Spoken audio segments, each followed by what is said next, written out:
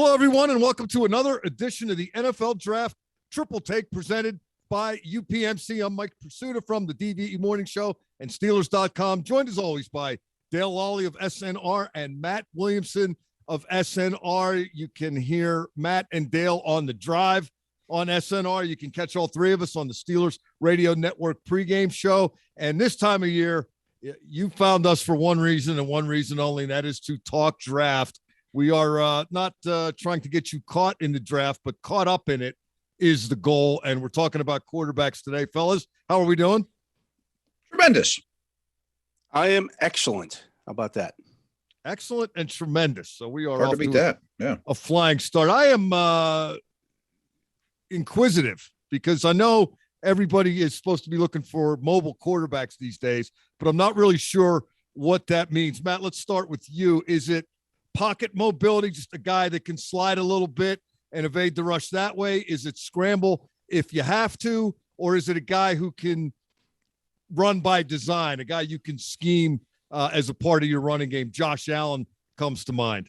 Yeah, and that's a difficult thing to answer. I mean, I really think that when you're looking for, you have a blank slate and you're looking for the next guy, there would be a baseline of athleticism that I would really want to get over. And I bring up Joe Burrow a lot there. He can run. He can certainly move in the pocket. He's a very good athlete, basketball background. I mean, he's a good athlete. You know, a year ago we did these, and Mac Jones, we hadn't seen his rookie year yet. And I thought he's well below the line. But if you're exceptional in other manners, I think you can succeed. But more often than not, I think the more athleticism, the better. You know, we'll talk about Malik Willis. I mean, Malik Willis is going to come into the league as one of the best running threats in the NFL the second he becomes an NFL player. And that just allows him to learn the other things at a little bit more reasonable rate as he leans on those traits. So I think what the answer is all of the above, if possible. Yeah. Right. You know, if you have all of that in your arsenal, you can play and get away with it. I think we saw it with Justin Fields last year, for example. He's an outstanding runner, and you know, yes, there were times where it didn't look great, but man, when he was on, and he didn't even have to be on, he could still pick up first downs and move the football with his legs. And I think he'll continue to grow as a passer. Yeah, I think those guys are not the outlier anymore. They're going to be the standard, and the outliers are the traditional drop back pocket passers. You got to really be special to do that, as to Matt's point. I mean, you got to be special. You know, Daniel Jeremiah was talking about that during the Senior Bowl coverage on the NFL Network, and he said if you don't have the mobility, you better be great at decision-making and great with accuracy. And usually those are traits that take years and years and years to develop. But, hey, what did we just see when the confetti was coming down? The quarterback of the team that won the Lombardi did not meet at least my criteria for being a mobile guy, but Matthew Stafford is a world champion. He's mobile enough, though. Is he? He's more mobile than some other quarterbacks we've seen in recent years. I mean, he's probably closer to middle of the pack than a lot of other guys in the league. I think it's a massive detriment if it's 3rd and 6, everyone plays man coverage, there's this huge lane, and you can't get 7 yards slide and move the chains. You know, you at least have to do that, like an Aaron Rodgers like man. Yeah, and Stafford can do that. Oh, yeah. That's a great context. Can you move the sticks and keep the possession going? You don't have to light it up, but can you take what's there or do what Burrow did in the Super Bowl? They called that one conversion a scramble. I thought it was a QB draw all the way, where he just dropped back and let the C part and ran right up the middle and moved those chains. But the guys we have to talk about today pretty much can all do that, and some of them can do a whole lot more. Matt, why don't you lead us off with your number 5, Sam Howell from North Carolina? Yeah, I'll preface this by saying I'm pretty set on my top 2. 3, 4, 5 to me are really jumbled, and I can make a strong argument for each of them. I have Howell. Time out. Let me cut you off here just for a second. I think it's an important point to make for people who are reading these or listening to these or viewing these. We're still in February. This isn't the word of God. No, not chiseled in stone quite You yet. can change your 5. We're not coming down from the mountain with 2 tablets and saying these are the 10 quarterbacks in this order. It's going to change, but feel free to change it as you see fit. Yeah, I mean, Howell's a shorter guy, kind of has a Baker Mayfield build, thickly built. I mean that in a good way. He's put together well, but he's shorter. Lost a ton of talent from last year. Javonte Williams, Michael Carter, Denami Brown, another top receiver that went to the pros, and just didn't have much help around him this year. So he's very competitive, and to his credit, became a much more accomplished and willing runner and had some big runs. He's not Lamar or Malik Willis or Josh Allen in terms of, elusiveness and ability as a runner, but he's fast in a straight line and will put his head down and run into safeties. And I like his style of play. Very good deep passer, but he was also a little quick to run. And a lot of, one of the cases we're going to bring up with all these guys, real heavy RPO type offense that does, there's going to be a learning curve. Yeah, he talked about that at the Senior Bowl, Matt, when I was down there. Oh, okay. That the plan coming into the season wasn't for him to run as much as he did. It just kind of developed as the season went on, and it started working early. And the coaching staff said, "Hey, let's go with it. If you're able to do this, let's do it." Because he had so many. They saw something that worked, and they kept doing it. Amazing as that is, yeah. Wow. He talked about having so many new pieces on offense that those guys were, and they were all younger players that they were still learning. And so that was the cheat code for North Carolina this year, was just to have him run, because, he hadn't run much early in his career. He'd run a little bit, but not like he did last year.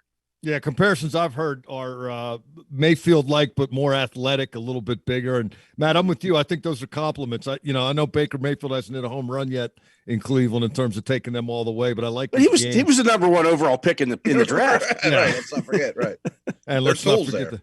Dale, your number 5 is Desmond Ridder from Cincinnati. Yeah, I like Ridder. I like a lot about him. Talked to him at the Senior Bowl as well. Seems like he has a good head on his shoulders. He's a 4-year starter at Cincinnati and seemingly got better every year.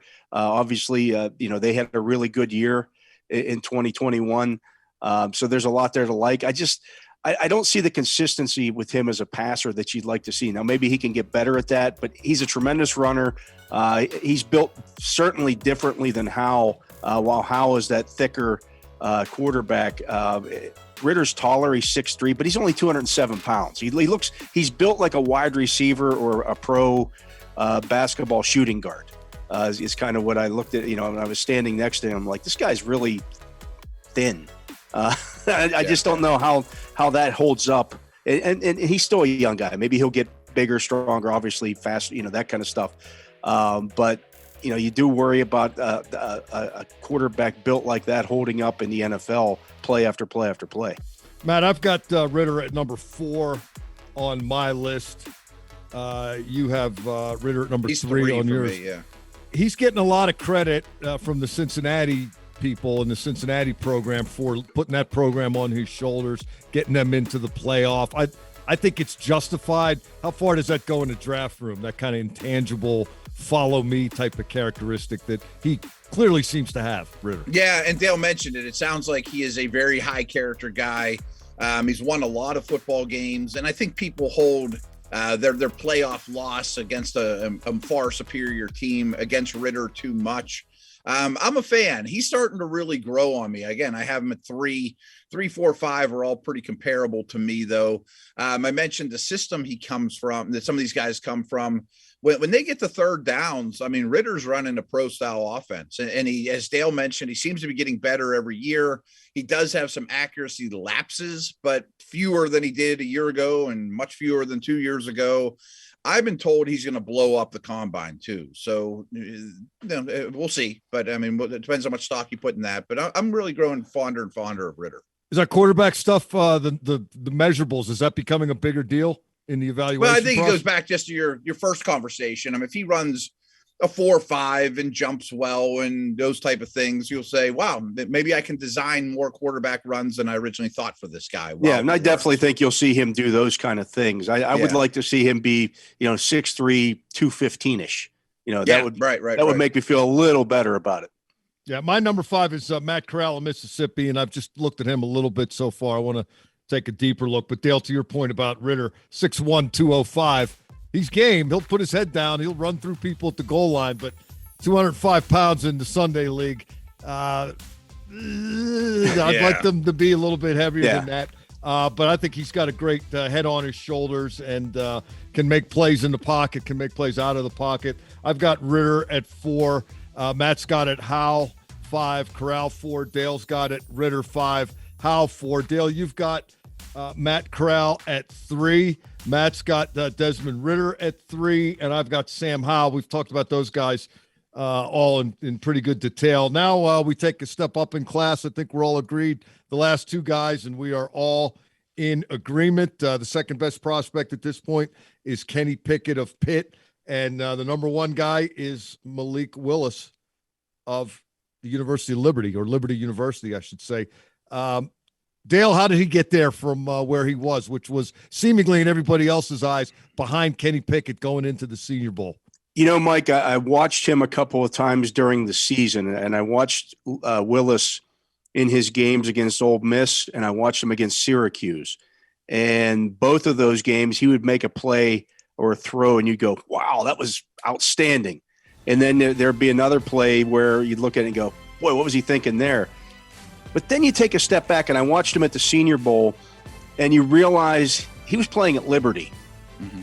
And the guys who he was playing with in those games against Syracuse, and I know Syracuse wasn't any good last year, but against Ole Miss, weren't the same quality of prospects that he was competing against. And I think that matters as well when people look at because I know a lot of people say, well, he threw 12 interceptions last season and had a couple of games where he had multiple interceptions. Well, yeah, he was playing with lesser talent than the defense that he was playing against. So I watched him closely at the Senior Bowl, and he can make all the throws. He's got a big arm, and he's got that, you know, when you talk about to get back to our original lead into the segment, everything that you want in terms of being able to run the football at the quarterback position, this guy has it. He's not super tall. He's 6 foot and 3/8, but he's 220 pounds. He's built like a running back. He's built like Najee Harris. Way thicker than a Lamar Jackson or a Kyle Murray by comparison. But he has that kind of speed. They had the company come in at the Senior Bowl that measured the speed of the players there in miles per hour. And the only other quarterback that was in his class, and they've only done this for 4 or 5 years now, but the only other quarterback that was in his class in terms of speed was Kyler Murray. That's how fast this guy is. He was the 7th fastest guy at the Senior Bowl, according to their measurements, as a quarterback.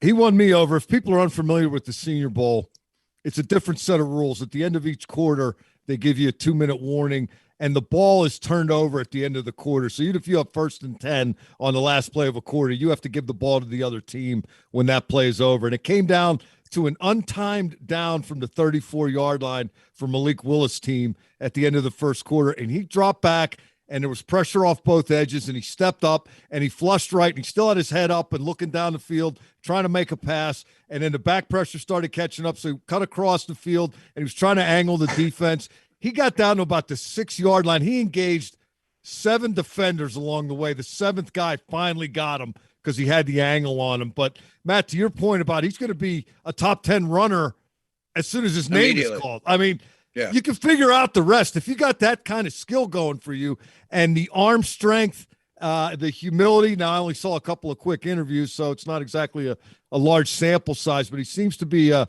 great kid. And Matt, to me, he looks like that lump of clay that you can mold and you can coach up. And in the meantime, he's just going to take over with his athleticism. And because of his size that we just referenced, he's going to be able to take a hit and keep going. Without question. I'm really, really warming up to this guy. Is going to be someone that shoots up draft, all these mocks and things we see, especially after the combine. By all accounts, he's a super hard worker. And you stole exactly what I was going to say. I mean, I think he has less bad habits that you have to coach out of him than the others on this list. It really is just a moldable piece of clay, and it's a beautiful clay to mold. And it sounds like he's going to do the work and has the intelligence to deal with it and really grow. And he has unique traits in the meantime. no one makes this comparison, but the guy he reminds me most of is Josh Allen. Allen's 6'5", and they don't look the same when they walk in the door. But Wyoming wasn't exactly USC or Alabama. And, he had all kinds of issues with accuracy coming out of school. And in the meantime, got by with his natural traits and then, did all the work to become a star. I think Willis could take a similar career path. Yeah, Mike, I think too many people got caught up in his Senior Bowl passing stats because he was 2 for 11 for 4 yards. Yeah. It was the practices, though. It was the practices, and not only that, but you also have to include his rushing stats into what he produced. Yeah. He had 2 possessions, and he produced 65 yards of offense by himself. Mm-hmm. That's without any of the running backs or anything else. That's what you're looking at here, not just the passing numbers. If he had gone 6 for 7 or 6 for 8 for 50 or 65 yards, people are going, "Oh, what a great game!" He produced in 2 drives 65 yards of offense. Yeah. That's what matters. Doesn't matter if you run it or you throw it. Matt, you're the former scout among us, so tell us how big a deal Kenny Pickett's double-jointed thumb and allegedly small hands are. I like Pickett. I mean, he's 2 on my list. I think he's a high-quality prospect. I don't see a super high ceiling there, but people might make fun of me, but I'm in the worried about the hand size camp. This double-jointed thumb thing, I can't comment on that. I've never heard of that. Maybe that makes his problems less. But Michael Vick's like the only one in history with below 9-inch hands that have gone on to have a successful career. And he obviously had unique other traits. And there aren't many that are even 9.5 or lower. And hey, if Pickett goes to the Saints and plays in that division in a dome, he'll probably never pop up. I mean, maybe a time here and there in the cold. But even Pitt, North Carolina last year, the weather got bad and Pickett got worse. At the Senior Bowl, the weather got bad and Pickett got worse. I mean, I think you have to be aware of it. Yeah, I like him. I like him too. I pretty much agree with everything you just said. All the scouts I talk to, they don't laugh at hand size. No. I don't know if they're right or wrong, but that's the way this process is done. Yes. And I think he's really good, but I don't see him getting a whole lot better. Dale, you see much more upside? Yeah, I mean, I've said all along, his upside, his potential, could he be Kirk Cousins? Yeah, I could see him being Kirk Cousins. There's nothing wrong with that. If you're taking, if you held a draft, if you redrafted that Kirk Cousins has made a lot of money being Kirk Cousins. Absolutely. Yep. And there's nothing wrong with that. If you redrafted that draft where Cousins came out and he was a 4th or 5th round pick, he goes somewhere in the first round. That's why I think Kenny Pickett goes somewhere in this first round. But, what's the upside potential?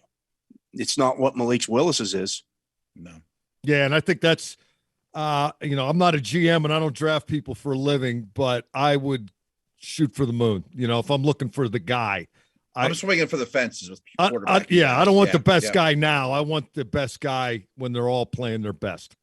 And, it's almost the Mac Jones argument from last year. Like, you looked at Mac Jones, you said, well, this guy's a pretty polished prospect. Kenny Pickett's a very polished prospect. But what's the upside potential? What's the upside potential with a Mac Jones? The same thing. Great. He stepped right in and helped that team win and did a good job. But is he ever going to be considered a top 5 quarterback? That we don't know. Well, it certainly I think some of these other guys could. Certainly will be interesting in Indianapolis. I think they're going to do more than a cursory look at the quarterbacks running the 40-yard dash and then chuckle when there's a bad time up there. Oh, look how unathletic. We're not there anymore. I mean, you want to see these guys run and jump and see what they can do, and we are going to see it. That's going to do it for our quarterback talk for now. I want to remind everybody that you can catch these programs on all of the Steelers' social media platforms till we come at you again, which we will be doing real soon. For Matt Williamson and Dale Lolley, I'm Mike Prisuta. This has been the NFL Draft Triple Take presented by UPMC.